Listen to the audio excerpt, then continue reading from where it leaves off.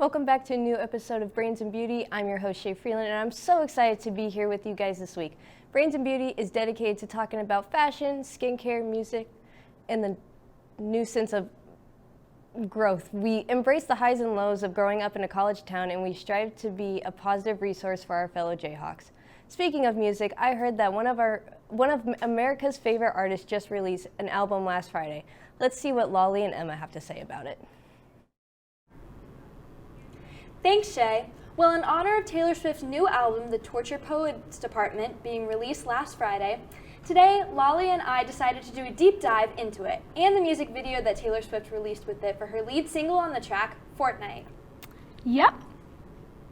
While we usually focus on the beauty part of Beauty and Brains on this show, we all know that Taylor is a mastermind herself, so we wanted to highlight the brains for this segment. So, Taylor released her latest album at 11 p.m. on Friday, and of course, I had to stay up and listen to it as soon as it came out. Same here. There was so much hype around the album coming out since she announced it at the Grammys back in February. With her amazing white dress and black opera gloves hinting at the monochromatic color scheme of the album, I was already so hyped to listen to it as soon as I could. I was literally laying in my bed, eyes wide open, trying to decode the lyrics and get through all the songs before I passed out to sleep. Oh yeah. I remember hearing Taylor announce the album a couple months ago, and as soon as we started getting more information about who it was about and some of the song titles, I was already hooked and couldn't wait a whole nother night to listen to it. So to start, Lolly and I are going to give our first impressions of the album and talk about some of our favorite songs. Yeah, to be honest, at my first listen, I was left a little underwhelmed in terms of production and lyricism, which really makes me sad because I was so excited for the album. Yeah, I definitely felt that some of the songs did sound kind of the same during my first listen of the album, but I'm just going to blame that on my lack of sleep for that night. The good news is, the more I listened to it and the more I began to analyze the lyrics, the more fun stuff I was able to find, and the more I found myself enjoying some of those similar sounding songs. So Lolly, what were your favorite songs on this album? Well, for me, a lot of the songs are complete bops, especially I Can Do It With a Broken Heart and Florida, but I also felt the lyrics in the songs like The Black Dog and LOML, which actually stands for Loss of My Life. Oh my god, absolutely heart-wrenching. What about you, Emma? You know, it's really hard for me to pick a favorite from this album, and with 31 songs, there's a lot to choose from. But I think I'd have to go with So High School and So Long London, just because they bring all the feels, talks about Travis and Joe Alwyn, and what more could you want? But we also love a good slander song, so Thank You Amy also ranked pretty high up there for me. For me, overall, the music felt a little bit hollow and lacked what I feel like Taylor's true artistic depth can feel like, but I really applaud her for writing and recording another whole 31 songs while on her record-breaking tour. I think this time that quantity may have slightly outdone quality this time, but honestly, I really just hope it grows on me.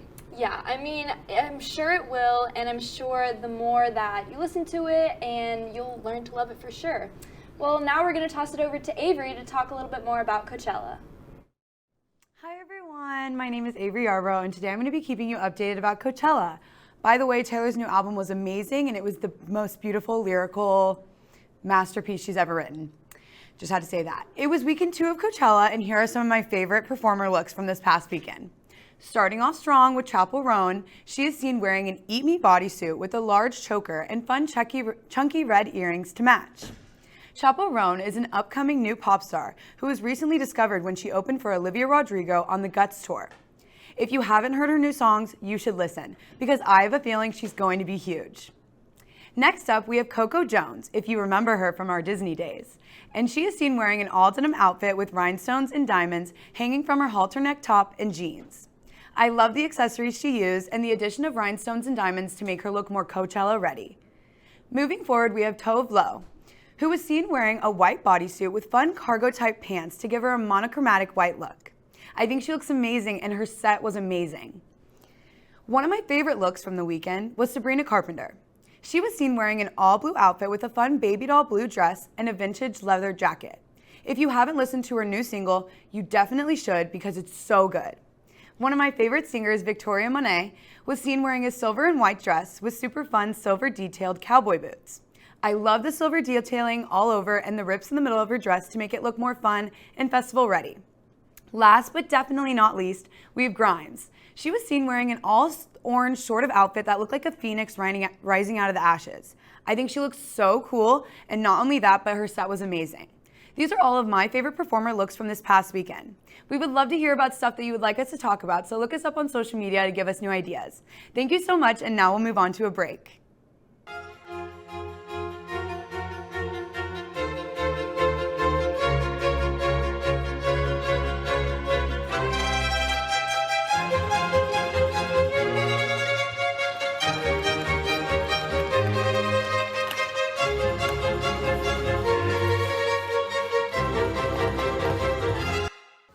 Thanks! Let's get ready for my figure skating lesson. So I wake up pretty early in the morning, usually around 7 a.m., and I pick out my clothes and just kind of take my time. I get ready, brush my teeth, all of that. And I wake up my puppy Adora, and we kind of go outside, spend a little time playing in the morning. And there's my cat Bug, she wanted in the video. Then I go and make my breakfast. It's usually something simple like a nectarine. And then I go and I eat my nectarine and my dog tries to steal it out of my hands. Then I start on my makeup routine. It's very, very simple. I curl my eyelashes and I put on a little bit of black mascara. I definitely recommend the Buxom black mascara. It's a lifesaver. And lastly, I put on a little bit of the NYX eyebrow wax. And here are my cats judging my makeup for the day. And here's the final outfit. Very simple, leggings and a long sleeve shirt. And then we're ready for the day. Me and Adora head to my mom's to drop her off. And that's my day. Thanks for watching. Back to the studio. Hi everyone, my name's Meredith and this is your fashion forecast. As we look at the week, we're seeing a lot of rain this week. So Wednesday we start out at 24th, high of 73, low of 51, and pretty cloudy, kind of low winds, only 7 miles per hour. And then we jump to Thursday, which is the high of 64, which is a little chillier than what we've been seeing, and a low of 58. Today we start to see the rain and the winds pick up a little bit, but it's not getting super heavy yet until we jump to Friday, where there's a high of 78, a low of 62, and this is when we start to really see the storms. Winds pick up to 27 miles per hour. And then Saturday, it kind of chills out a little bit. We're still staying in these higher temperatures, but the rain starts to slow down a little bit, only evening showers on Saturday.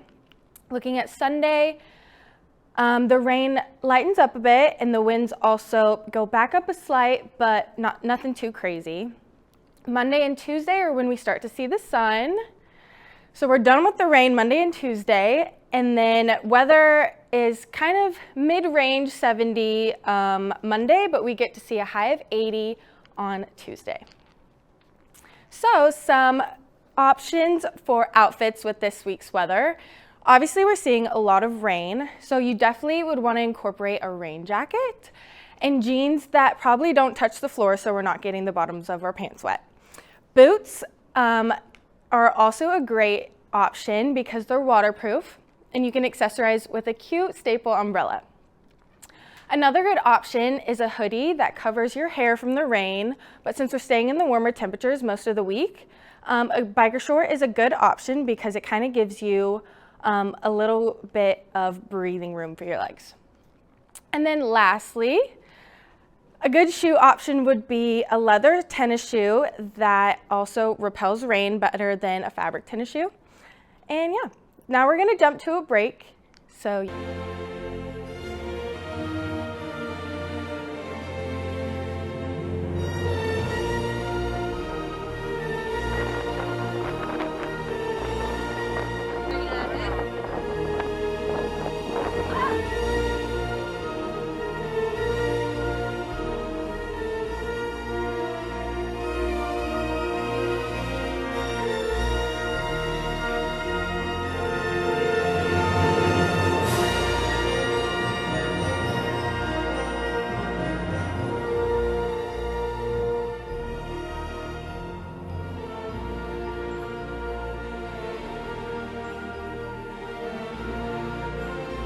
Hello everyone, welcome back. My name is Ella Harone, and today we are joined with fellow Jayhawk Anthony Johnson. He is a photographer from Kansas, and he is located in the Kansas City area. He does a lot of fashion, really interesting photography, and he's a freshman.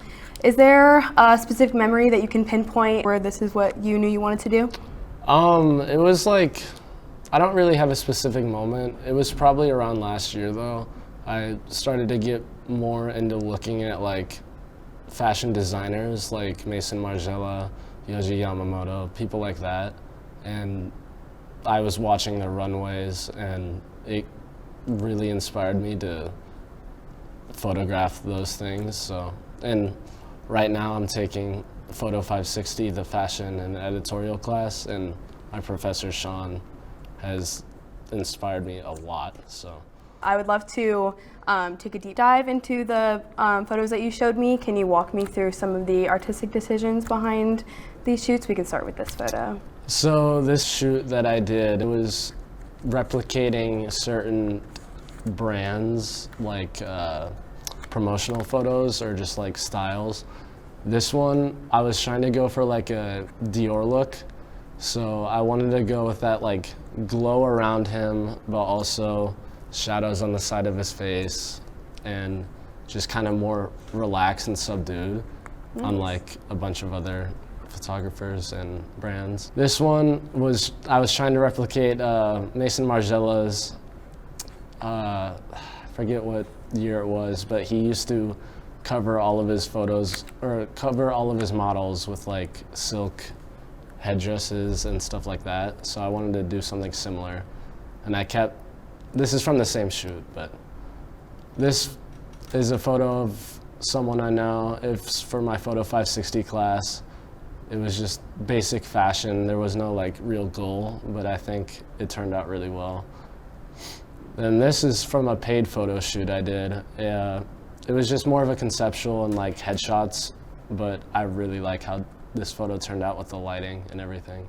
So now we can move on to talking about some of your inspirations. We met before this interview, and you mentioned Hedi Slimane. Slimane is a French fashion designer. He's worked for Christian Dior and Saint Laurent, and has dressed icons from Mick Jagger to Bowie. He famously created the skinny silhouette that dominated the early 2000s. Is that part of what drew you to these like heroin chic style photos? I would say so. I really love that style. I think the fashion that comes along with it is really unique, and I think Hedi's photos are just unbelievable. I think the lighting and the way he captures people in the moment, but also captures their attire, is it's unbelievable, honestly.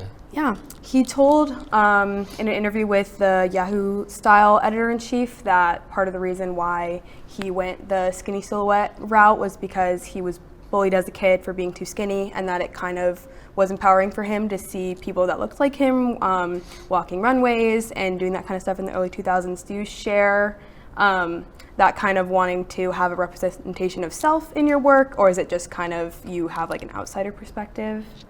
I would say like in my work specifically, I want to have a representation of self. I don't think I always have it in a bunch of my work, but that is like a goal for me eventually to figure out, but not right now. The next inspiration of yours, we have Guy Bourdin, who revolutionized photography with experimental surrealism and erotic storytelling. What about his work is so fascinating to you? I think most of his work is just like unlike any other. Like that photo right there, I mean, it's trying to blend in with the floral pattern of the couch. Most people would hate that. You want to show off what attire they're wearing, but he wanted to blend it in with something. And most of his photos are super colorful and very out there. Most photographers, especially back then, were not doing anything like this. And I just love how he revolutionized everything in the fashion industry. I'm starting to adopt like the more shocking aspects of his photography, and it's something I want to work on, because that type of photography always gets reactions, good or bad, so I think it's more interesting that way. Now we're gonna do trendy or timeless. Basically, I picked 5 different fashion or photography trends that I want your insight on if you think it's trendy, timeless, or both. So our first one is film photography, trendy or timeless. That's timeless. I mean, I've shot on film like most of my photography career, so I'm super biased, but I think it's timeless. You can't go wrong with film. The next one's gonna be heroin chic. I think it's timeless. I don't think it'll ever go out of style from when it was created. I mean, we still see people today and models trying to replicate what Hetty was doing and what other models were doing at the time. Our next one is minimalism in photography.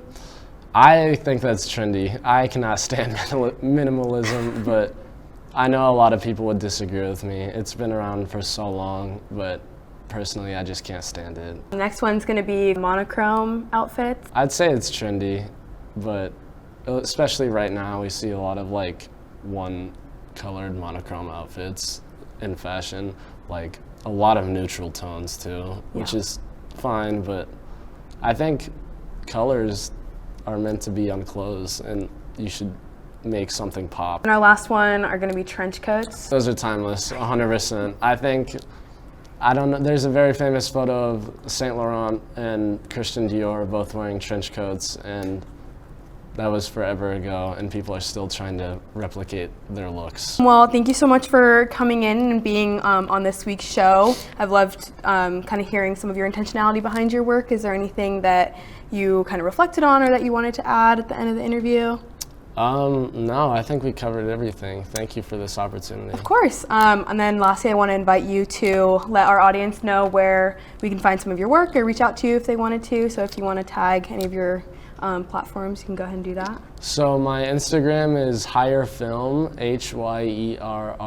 HyerFilm. Then if you want to see some of my fashion work for KU, it's KU Photo 560. KUPHOTO 560. So.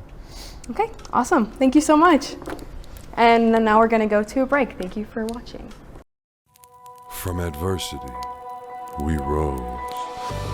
We made history and became pioneers, voyagers, champions, Jayhawks. And when our chant rises, haunting and hallowed, Jayhawks are telling the world what's near. Victory. Hi guys, I'm Sarah Lassick, and today I'm hosting our first ever fashion trivia segment, and I'm here with Ella, Annabelle, Meredith, and Emma, and yeah, I have some really fun questions, so let's get started. So, what are the 4 big cities that host a fashion week? All right, go. Paris. Milan. Milan. Mm-hmm. New York. Yes. There's one more. What's the last one? What did we not just say? London? Yeah. Oh. Okay, Do we wait, steal? who gets that though? You guys get 0.25 of a point. Okay. All right. We are ready for our next question. Oh. Okay. So, what designer is known for its stiletto shoes with red lacquered soles? Christian Louboutin. Yes.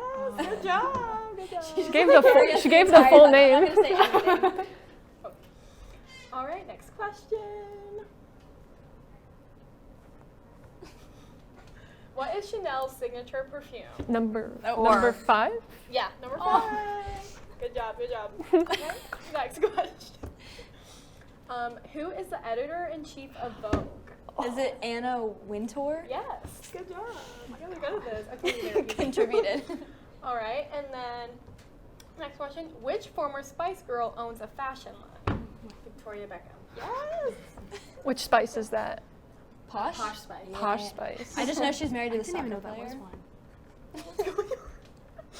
So, next question. Who invented jeans? Levi Strauss. Yes. Oh, no way! Oh, the score is 4-3. No, we got it. I was gonna say like denim, but that works too. That was crazy. All right, next question. Who is Gianni Versace's sister that took over the business in 1997? Donatella Versace. Yeah. Good job. All right, our score is 5-3. Next question. What brand is known for its iconic Juicy Couture. tracksuit? Yep. Good job, Ella. We needed It's now that, we 5-4. needed Well, I would have got that wrong, so it's good thing I didn't. Next question. What brand sells some of the most expensive purses in the world? Chanel. Hermes. Yes. Louis Vuitton. All right, it's 6-4 now. And this is actually our last question. You guys did this so quick, but all right, what princess did Zendaya dress up as at the 2019 Met Gala? Tiana. Cinderella. Yes, yeah. Okay, so it's 7-4. Good job, guys. You guys did really good. Congratulations to Meredith and Emma for winning. You guys, did you think any of them were hard? Or Yes. Yeah, Oh, definitely. you They were did good get them all, Yeah. so Meredith was our good job, but- MVP of the team yeah. for Yeah. sure. Yeah, you killed it. We each got, you got I two. got like one. I think I got one. It was, I We mean, all it was contributed. 6-4, so like Yeah, we tried. it was Okay. close. It was pretty 10 out of close. 10. So, all right, thank you guys so much for watching. Congratulations to our winners, and now back to Shay. And that's all we got for today's show. Thank you all for tuning in, and we can't wait to see you again next week for our final spring show. Until next time, Jayhawks.